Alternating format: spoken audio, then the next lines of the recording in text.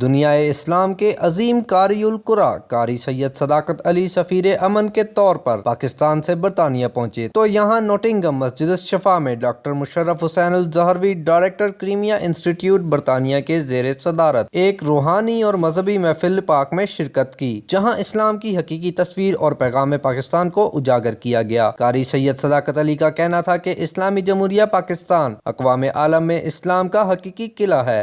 پاکستان میں پیغام پاکستان کے حوالے سے ایک ڈاکومنٹ سامنے آیا ہے جس کی بنیادی طور پر تمام مکاتب کے علماء نے، تقریباً ان کی تعداد 1800-1900 کے قریب تھی، انہوں نے اس پر سائن کیے، اور اس ڈاکومنٹ کو شیخ الازہر ڈاکٹر احمد طیب اور مفتی اعظم مصر ڈاکٹر شفیع علام انہوں نے انڈوز کیا، اور اب تک الحمدللہ پوری دنیا میں